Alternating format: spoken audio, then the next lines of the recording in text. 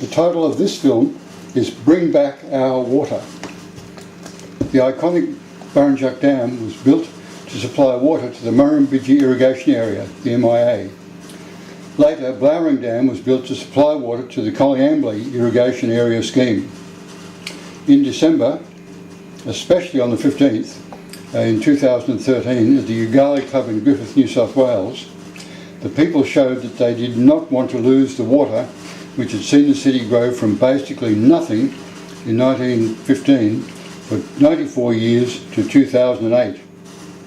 There was a levelling followed by a topping out leading to decline. Demonstrations like this were backed by huge ban the plan signs everywhere, and there were plans to send convoys to Canberra. Tony Abbott came to Griffith to announce that he would not accept a bad plan. Michael McCormack said that he was proud of the people of Griffith, and I have a copy of his reasons for saying that. However, there was a huge political betrayal when Tony Abbott realised that he wanted to save the seats of 3 politicians in South Australia. He meekly gave in to the demands of Labor and the Greens. My assessment is that the coalition arranged for Michael McCormack to make a symbolic crossing of the floor to gain a small concession to keep his constituents happy. It worked, and he was re-elected with an increased majority. I plan to help correct that in the 2016 federal election. Apologists of the MDBA are now calling for a new dam to give us back the water which has been taken away from us. There will be a huge price tag to bring us back to the situation which applied during that 94 years of strong growth. Burrinjuck Dam is magnificent, but I have a concern about having to locate another dam in the driest continent on Earth, with snowfalls on average reducing every year, which could still provide strong flows after 9 years of drought. No one has suggested a location, an estimate of cost, and a realistic timeline for it to return the water we desperately need now. For eons, Lake Alexandrina was tidal. In 1931, the Murray-Darling Basin Commission authorised the construction of the barrages. It's these.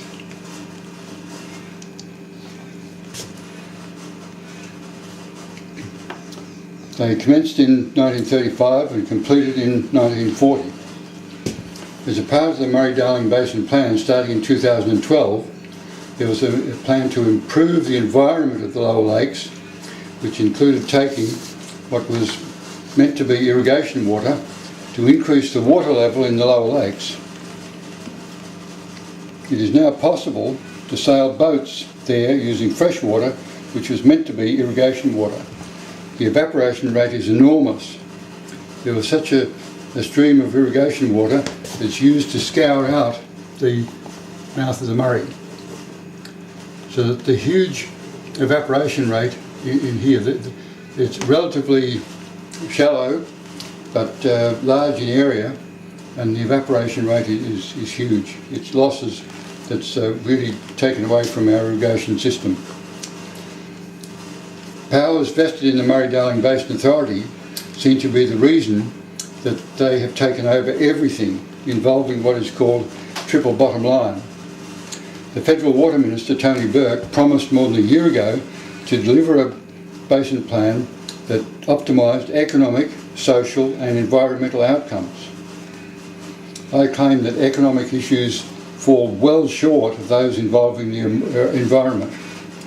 We claim that the MDBA spends money, including to universities, to report of positive economic outcomes which are incorrect.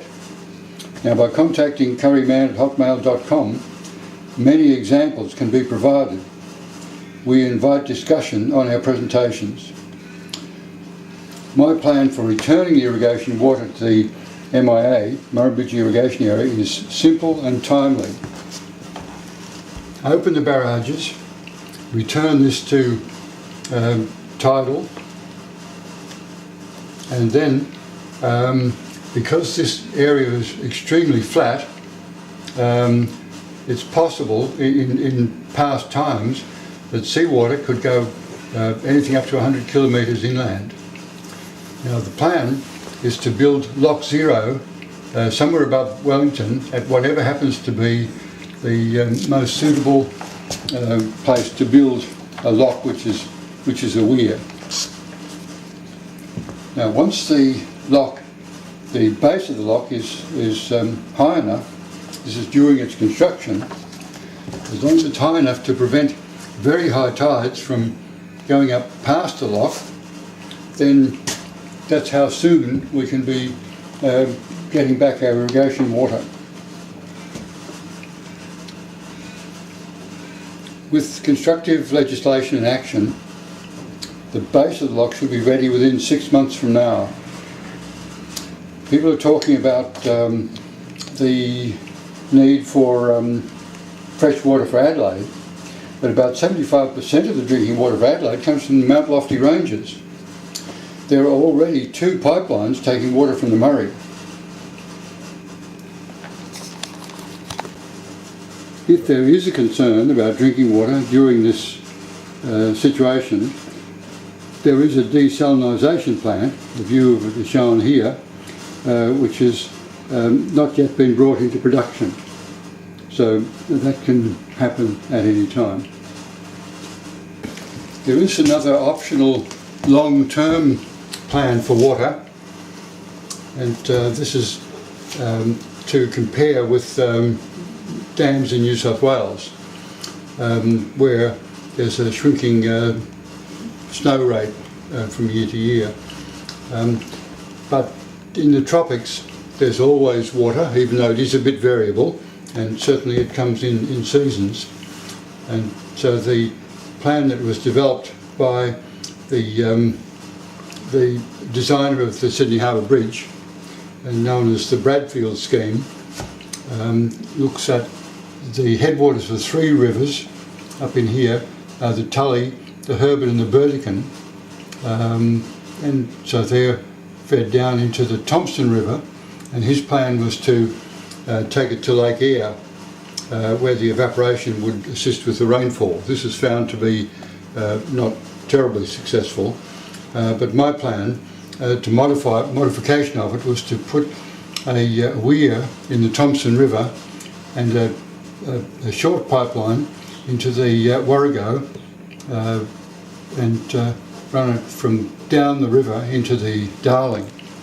Whereas I was told that this area is very porous, and so the modified plan is a longer pipeline but going straight from the weir right down into the Darling itself, and so there'd be no losses there.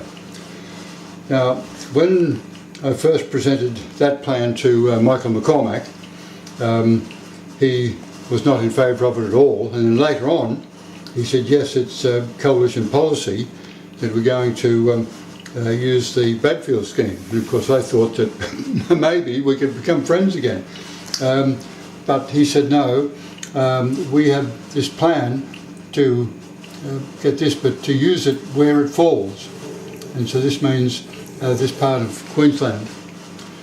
Now, what I'd like to see, and I'll be tackling Michael in the federal election coming up.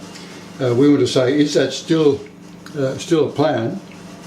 And if it is, we want to get him to tell us, for the amount of water that's available, what's the payback on the type of soil that can be grown there, and because of the conditions, the humid conditions, what is the return per litre of water, so that the option that I want to present to him is that we share the water coming down, so that some coming to Queensland, some into the Darling, and then also to secure the water for Broken Hill and also the Menindee Lakes.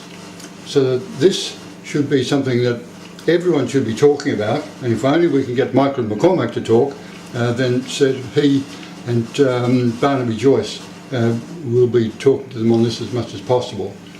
Now, if they say the plan is basically okay, but there's not enough water coming from those 3, there is a lot of water available from the Mitchell and the and the Gilbert.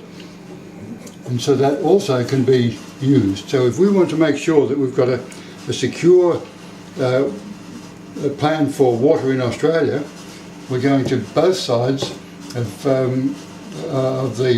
that part of Queensland, and that should make everyone happy.